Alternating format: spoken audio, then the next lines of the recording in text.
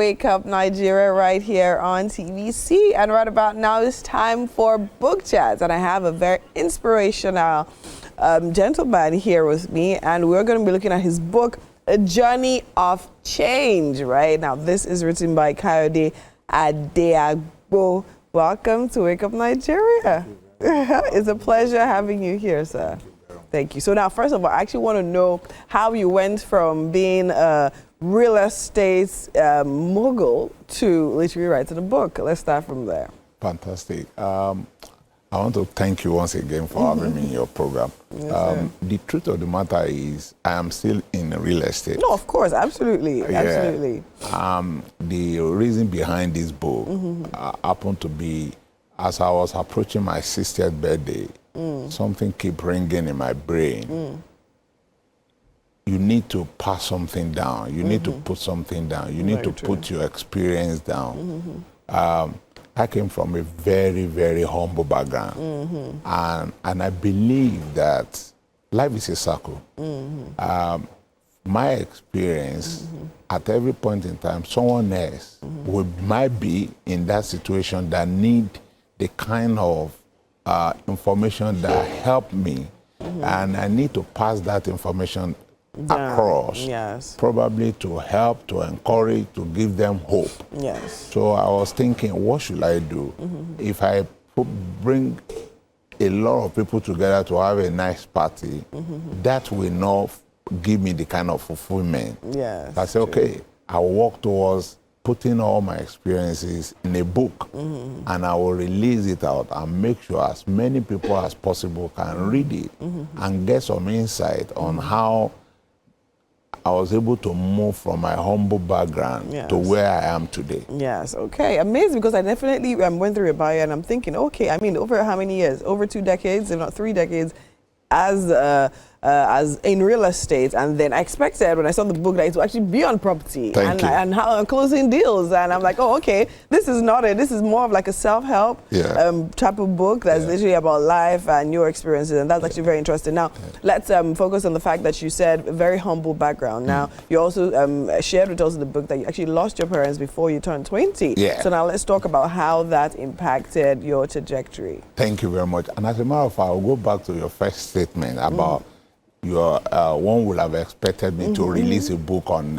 real estate related, and as a matter of fact, that is actually coming out. In the works now. The reason why I started with this is I concluded within me that it's better to start from the beginning rather than to start from where I am presently. So this is out, and the one on property, real estate, my real estate journey is actually in the making. So that will be out soon.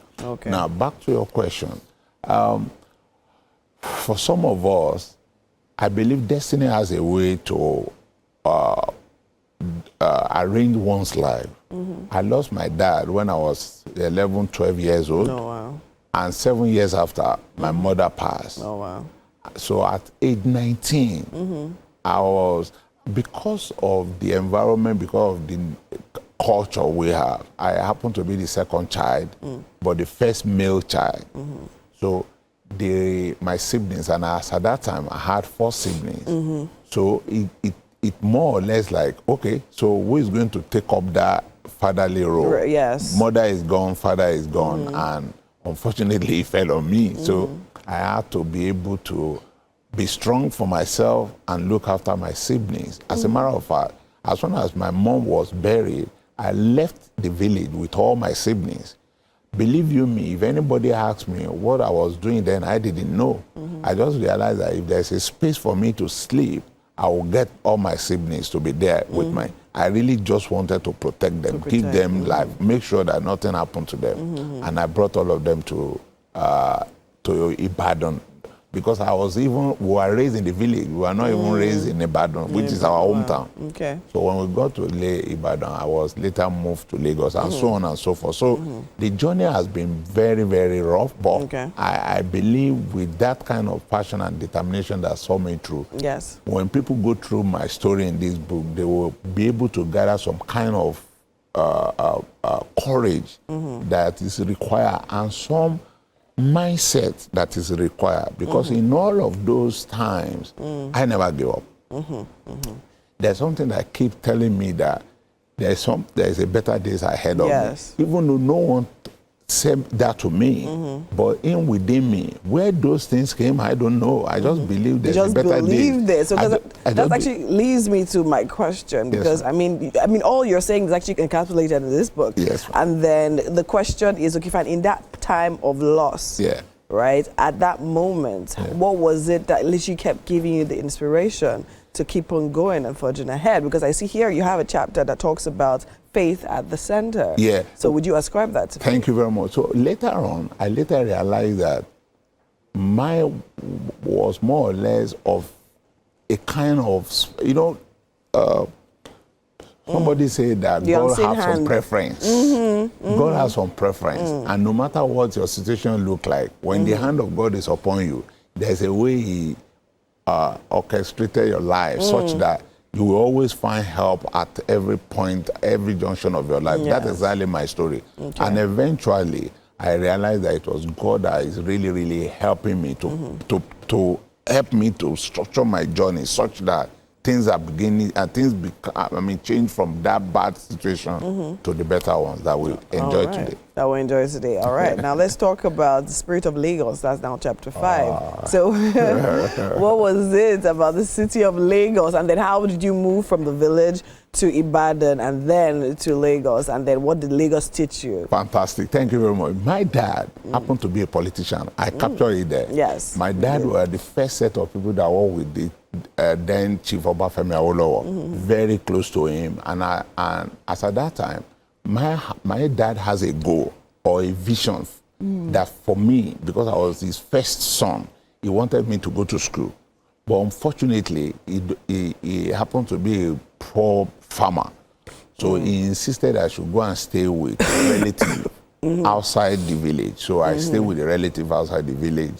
And when I got there, unfortunately, they don't have enough to fund my education. So I was left by myself to go and find out how my future would sort myself out. Thank you very much. And while I was doing that, I came across what I would believe destiny arranged person, which was the message I got in one of the chapters I discussed the day I had a man of God speak on radio, and he more or less described my situation. And I was like, how did this person know? How did he know what I was going through? He said, I need to make sure I find him. So that evening, a general call was made. What man of God was that? Reverend Sam Adeyemi. And made that general call, come to the fellowship this evening. And I went. And that was the beginning of transformation for me. Wow. And things began to move from that point, because I realized that the beginning of every change in life is the change of mindset. Very true. So that actually leads me to my next question as well. Okay, so what would you say was lacking at that point before you actually made that call and went to church, or what would you say was the thing that was lacking that now you realized that, okay, fine, at that point, your trajectory began to change? Mindset and ability to be able to see the future more clearly, irrespective of what I was going through then. A new picture was created for me. I think that for me changed the whole thing, that no matter where you are, if you can see a better future, if you can see a better picture, and then you can make a conscious or deliberate effort in walking that path, it is possible. So that possibility was the driving force that pushed me, keep pushing me, or even up to today.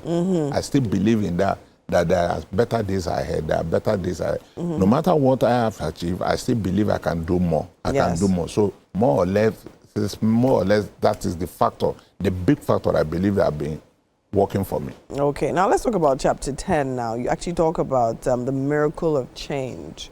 So now most times a lot of people find change to be something very discomforting. Now here you call it a miracle. How is that? The reason why I call it a miracle for me is like, when it's like someone saying, you are looking at a black something, and someone said, this black can turn to white. For you think, no, that requires a supernatural power. Force, yes. Because for my life, it was from something that you really can't see anything good, no good. I mean, for all you care to know, after my secondary education, there is no one I can sit, there's no one that sit me down to say, okay, so what do you want to do with your life? No one to say, okay, do you want to do this? Do you want to learn this trade? Do you want to go to... No one. Imagine a young man of just a little over 20 years with no one to sit you down, no one to counsel you, no one to direct you, but still, right within you, just because you are hearing some positive word from a man of God, you now begin to see a different light. And you apply those little things, and then things become a little bit better and better. For me, I consider it a miracle.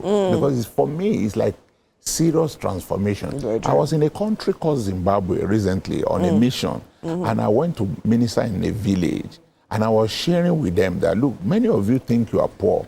I said, I wish you know where I came from. Because for me, they were living like someone living in the palace, and they thought they were poor.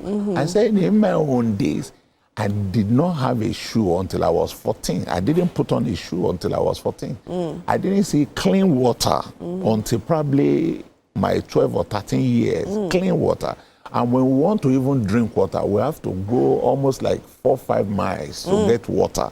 So coming from that background, and you now come to a point where you now begin to see things, good things happening in your life. The things you see in another people's life, you are now beginning to enjoy them, then you know that that is indeed a miracle. Indeed is a miracle. All right. I mean, and so what would you say is your general perspective when it comes to, I mean, coming from such a humble background as yours?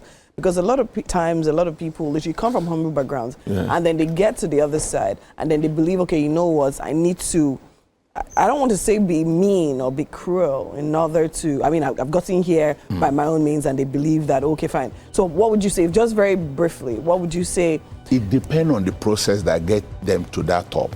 Okay. That process is important. Okay. For someone like me, I know the process that got me to where I got to. So it's difficult for me to change, kind of. Reason being that my heart is still with people that believe are in my, happen to be in my kind of situation.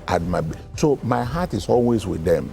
Rather than now go to a point where you think you are so comfortable, you don't want to know. The process that got me to where I am will never allow me you to be that, because I strongly believe that those people, apart from being liberated, I also believe that I have a mission to go back and liberate and other help people. Them as because well. in the Bible, there's a verse in the Bible that keep ringing in my mind. The same way you are comforted, comfort other people. So that is one of the things that even birthed this book. If I've been comforted, I should go back and explain the process to other people. One of the things I tell people, and that's one of the reasons why I emphasize this book, is the fact that when people read, your minds will be open. Opportunities, you will see opportunities and you will see possibilities. So that is one of the things I am doing, going about telling people that the process, once you go through that right process, there's no place you get to and you think, no, I've made it. All right, I've made it. All right. Kayode Adeagbo, seasoned property professional and author. Thank you so much for joining us today. It was a pleasure speaking with you, and all the best with this. And I hope that everyone, a lot of people get their hands on this, because it's actually full. It's in the bookshop in Lagos. In Lagos. Yeah, Latana Books. All right. Amazing. Thank you so much. All right. And that's all we have on Book Chat for this hour. Do stay with us. There's still so much more coming up right here on Wake Up Nigeria.